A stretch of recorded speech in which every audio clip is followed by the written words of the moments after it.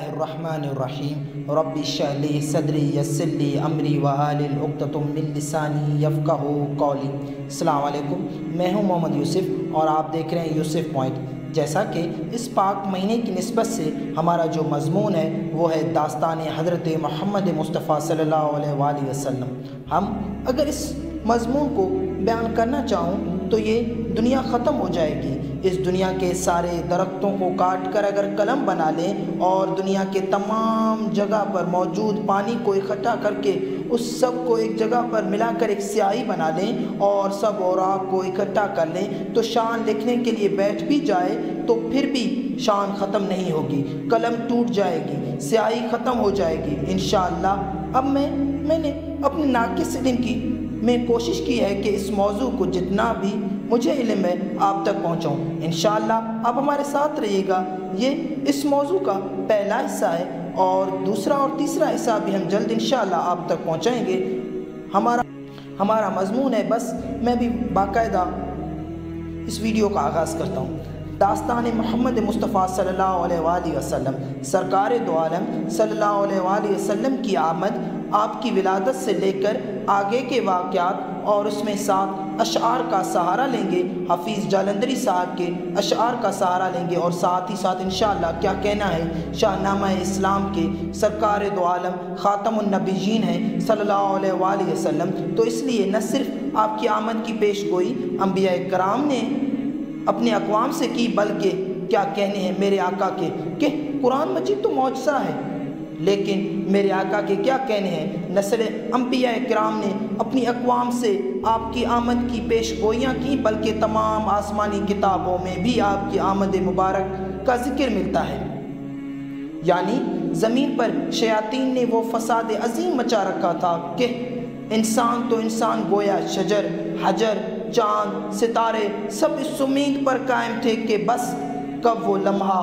آئے گا، آنے والا آ کر اس فساد کو دور کر دے گا۔ دکھی انسانیت، مظلوم، یتیم، بیوہ، مساکین، غلام، خواتین، مطلب سبھی مظلوم طبقے، پسے ہوئے طبقے عظیم مسیح کی آمد کے انتظار میں دن کاٹ رہے تھے، رات کاٹ رہے تھے۔ پچھلے مذہب کے یہود و نصار بھی ایک عظیم نبی کی خوشخبریاں سنا رہے تھے۔ اب یہ میں نے بیک گراؤنڈ آپ کی خدمت میں عرض کر دیا ہے، اب ذرا ان اشعار کا آپ لطف لیجیے۔ آغاز کرتا ہوں کائنات سے لے کے وجہ تخلیق کائنات کے آنے تک کا تذکرہ سنیے۔ تلسم کن سے قائم، بس میں ہست و بو ہو جانا، اللہ تعالیٰ کی اشارے سے اس کائنات کا قائم ہو جانا۔ تلسم کن سے قائم، بس میں ہست و بود ہو جانا، بس کن فیکون اشارہ ہی سے موجودات کا موجود ہو جانا۔ اشارے ہی سے یہ جتنی موجودات ہیں، اشارے ہی سے یہ سب کچھ تخلیق ہیں، ایک اشارے کے اشارے ہی سے موجودات کا موجود، یعنی آغاز کائنات موجود ہیں، جہاں عناصر کا ایلیمنٹس یعنی عناصر کا شعور زندگی سے بہرا و بحر ہونا۔ ہم زندگی کے ایلیمنٹ سنتے ہیں نا کہ واٹر، فائر اینڈ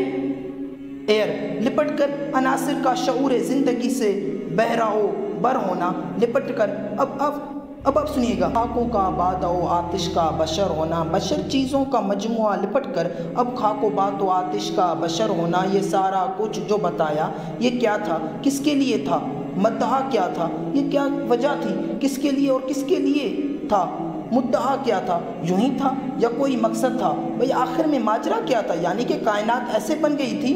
یا وجہ تخلیق کائنات بھی کوئی تھا۔ اب سنیے یہ کس کی جستجو میں بحر و عالم تاب پھرتا تھا، سورج ازل کی روز سے بے تاب تھا، خواب پھرتا تھا، آگے بڑھتی ہے یہ کس کی آرزو میں چاند نے سختی سہی برسوں، زمین پر چاندنی برباد و آبرو رہی برسوں، یہ کس کے شوق میں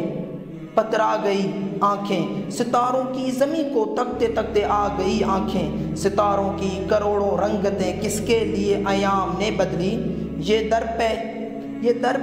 پہ کروٹیں جس دھن نے صبح و شام نے بدلی۔ بس کسی نتیجے تک لے جاتا ہوں، یہ کس کے واسطے مٹی نے سیکھا گل فشاں ہونا، گوارا کر لیا پھولوں نے پامال خزاں ہونا، یہ سب کچھ آج کی شب یہ سب کچھ ہو رہا تھا ایک ہی امید تھی خاطر، یہ ساری خواہشیں تھیں ایک صبح عید کی خاطر، یہ ساری خواہشیں تھیں، یہ ساری خواہشیں تھیں ایک صبح عید کی خاطر، جشن عید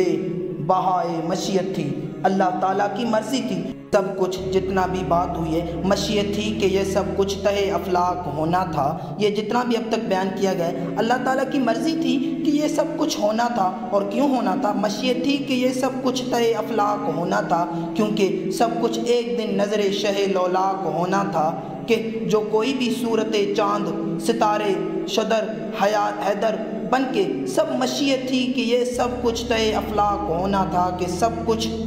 ایک دن نظر شہ لولاک ہونا تھا۔ آگے بڑھتے ہیں۔ وہ جس کی دید کے سب انبیاء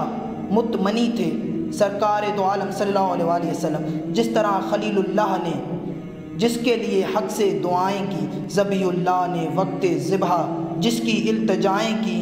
جو بن کر روشنی پھرتی رہی یعقوب میں آیا، جس سے یوسف نے اپنے حسن کے نئے رنگ میں پایا، کلیم اللہ کا دل روشن ہوا جس ذو فشانی سے، وہ جس کی آرزو بھڑکی جواب علم ترانی سے، وہ جس کے نام سے داؤد نے نغمہ سرائی کی، وہ جس کی یاد میں شہ سلیمان نے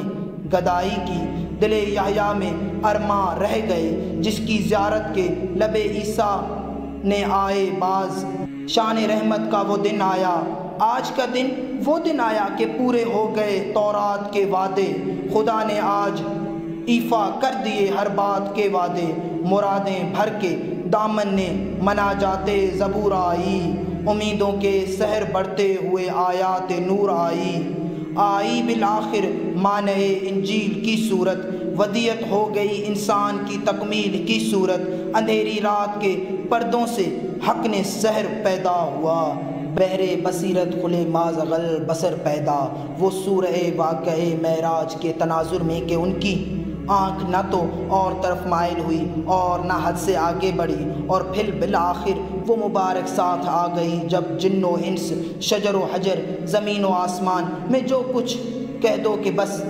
سب کا انتظار ختم ہوا، اور جناب آمنہ سلام اللہ علیہا کے گھر میں وہ چاند اترا کہ جس کی مثال نہ کہیں پہلے ملتی ہے نہ کبھی آئندہ ملے گی، ایسی خوشی کہ جو اس سے پہلے کبھی میسر آئی تھی نہ کبھی پھر آئے گی۔ حضرت عبد المطلب کو اپنے یتیم پوتے کی پیدائش کی اطلاع ملی تو وہ آپ جانتے ہیں کہ سرکار دو عالم صلی اللہ علیہ وسلم محمد بن عبداللہ والد گرامی چل بسے تھے آپ کی پیدائش سے پہلے، تو حضرت عبد المطلب کو اپنے یتیم پوتے کی جب پیدائش کی اطلاع ملی تو وہی نہیں پورا بنی ہاشم خوشی سے جھوم اٹھا تھا، سب خوشی سے جھوم اٹھے تھے، ایک عجب ماجرا تھا۔ اب آپ یہ منظر سوچئے، اللہ جانے کیا منظر ہوگا جن کو خانہ خدا کی زیارت نصیب ہوئے، اللہ تعالیٰ بار بار زیارت نصیب فرمائے انشاءاللہ، جانے کیا منظر ہوگا۔ ہم جانتے ہیں خانہ کعبہ کو جس نے ایک مرتبہ دیکھا وہ منظر نکلتا ہی نہیں آنکھوں سے، اور حضرت عبد المطلب نے نومولود پوتے کو لے کر حرم کی طرف جا رہے ہیں، لوگوں کو پتہ چل گیا کہ حضرت عبداللہ کے ہاں ولادت ہوئی ہے، تو ربیع الاول امید یعنی گویا یہ کہتے ہیں تو کیا غلط ہے کہ ربیع الاول امیدوں کا دنیا ساتھ لے آیا، ربیع الاول امیدوں کی دنیا، دعاؤں کی قبولیت کو ہاتھوں ہاتھ لے آیا، خدا نے نا خدائی کی خود انسانی سفینے کی، خدا نے نا خدائی کی خود انسانی سفینے کی، کیوں خدا نے نا خدائی کی خود انسانی سفینے کی، کہ رحمت بن کے چھائی 12ویں شب اس مہینے کی، رحمت بن کے چھائی 12ویں شب اس مہینے کی، آج کی شب معمولی شب نہیں ہے، ازل کے روز سے جس کی دھوم تھی وہ آج کی شب تھی، ازل کے روز سے جس کی دھوم تھی وہ 12ویں شب تھی، یعنی عمل سرکار کا معاملہ ربیع الاول تک نہیں تھا، ازل کے روز سے جس کی دھوم تھی وہ 12ویں شب تھی۔ ارے ارادے ہی میں جو مربوب تھی وہ 12ویں شب تھی، آمد سرکار جشن، اب کس طرح ہم تو یہاں منا رہے ہیں نا 12ویں کی شب، لیکن آمد سرکار کا جشن کس طرح کہاں منایا جا رہا ہے یہ سنیے۔ ادھر سطح فلک پر چاند تارے رقص کرتے تھے، ادھر روئے زمین کے نقش بنتے تھے، سنورتے تھے، سمندر موتیوں کو دامنوں میں بھر کے بیٹھے تھے، جبل لالہ و جوہر کو مہیا کر کے بیٹھے تھے، زبرت وادیوں میں سبزہ بن کے ہر طرف نکھری ہوئی بارہ رحمت ہر شجر کا رنگ رخ نکھرا ہوا ہے۔ ایک سرمدی پیغام لاتی تھی کوئی مجتاع، جو ہر کوشہ گل میں کہہ سناتی، اور صرف انسان گلے نہیں مل رہے تھے، گلے پھولوں سے ملتے جا رہے تھے پھول گلشن میں،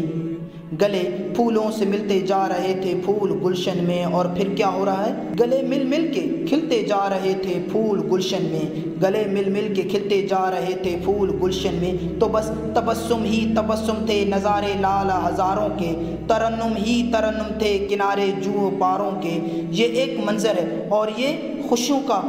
عالم ہے، ایک طرف ہے، لیکن کہیں اگر ہم اپنے الفاظ میں کہہ دوں تو صفِ ماتم بھی ایسے تو نہیں ہے کہ سوائے ابلیس کے جہاں میں سبھی خوشیاں منا رہی ہیں، ایسے تو نہیں کہا گیا۔ یہی ایک طرف تو یہ خوشی کا عالم تھا کہ ہر کوئی خوشیاں منا رہا تھا، اور دوسری طرف آسمانی شیطان اور زمین کے شیطانی چیلے، زمین کے شیطان یعنی شیطان اس قوم سے لرز رہے تھے کہ جب ان کی حکمرانی نہیں چلنے والی تھی، اب مظلوموں کو مسیح مل گیا ہے،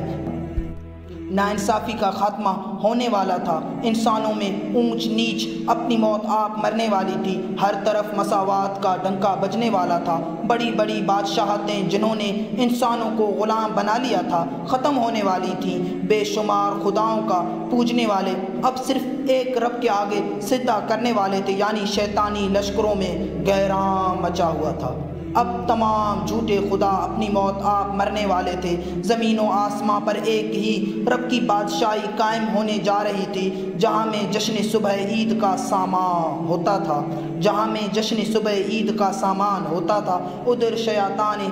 تنا اپنی ناکامی پہ روتا تھا۔ یہ دو منظریں ہیں، ایک طرف یہ ساری سیلیبریشنز ہیں جہاں میں جشن صبح عید کا سامان ہوتا تھا، ادھر شیطان تنہا اپنی ناکامی پہ روتا تھا۔ نظر آئی جو محکم فطرت کامل کی بنیادیں، دھڑک کر زلزلے سے ہل گئیں باطل کی بنیادیں، سر فراں پہ لہرانے لگی جب نور کا جھنڈا، سر فراں پہ لہرانے لگا جب نور کا جھنڈا، ایک آہ بھر کر فارس کا آتش کدا ٹھنڈا۔ آگ کی عبادت کی جاتی تھی، آگ کی عبادت کرنے والوں کو عبادت گاہ میں ہزاروں سال سے ہمیشہ آگ جلتی رہتی تھی، اس کو میک شور کرتے تھے، یعنی کہ مجھے بس یہ سینکڑوں سالوں سے آگ جل رہی تھی، میرے آقا کی پیدائش کے لمحے میں حیرت انگیز طور پر وہ آگ بجھ گئی، تو کعبے میں یہ ہو رہا تھا اور فارس میں وہ ہو رہا تھا، ہوا ایک آہ بھر کے فارس کا آتش کدا ٹھنڈا۔ بس ابھی کیا تھا، اس گفتگو کو بس میں تمام کرتا ہوں۔ بجائی بڑھ کے اسرافیل نے پھر کیف شہنائی، ہوئی فوج ملائک جمع زیر چرخ مینائی، فوجیں جمع ہو رہی ہیں آسماں کے نیچے، ندا آئی دریچے کھول دو ایوان قدرت کے، نظارے خود کرے گی آج قدرت شان قدرت کے، نظارے خود کرے گی آج قدرت شان قدرت کے۔ اب یہ سرکار دو عالم صلی اللہ علیہ وآلہ وسلم کی آمد سے پہلے کے اعمال، گویا آغاز کائنات سے لے کے آمد وجہ تخلیق کائنات تک کے داستان محمد مصطفیٰ صلی اللہ علیہ وآلہ وسلم کا یہ پارٹ ہم نے آپ کی خدمت میں عرض کی ہے۔ اب دوسرے پارٹ میں ہم آپ کو بتائیں گے سرکار دو عالم صلی اللہ علیہ وآلہ وسلم کی ولادت، بلکہ آپ کے والد گرامی سے منسوب ایک بڑا دلچسپ، ایک بہت الگ واقعہ ہے کہ جس کو خود سرکار دو عالم صلی اللہ علیہ وآلہ وسلم کی سیرت جب بیان ہوتی ہے تو اس کا تذکرہ بھی ہوتا ہے۔ وہ کیا واقعہ تھا اور اس کے آگے کے واقعات آپ کی خدمت میں عرض کریں گے انشاءاللہ۔ تب تک کے لیے ہمیں دیں اجازت، انشاءاللہ ایک نئے پارٹ میں ملاقات ہوگی، تب تک کے لیے اللہ حافظ۔ اللہ تعالیٰ آپ کے اور ہمارے تمام گناہ معاف فرمائے، آمین، اور ہمیں اپنی دعاؤں میں یاد رکھیے۔ وسلام، اللہ حافظ۔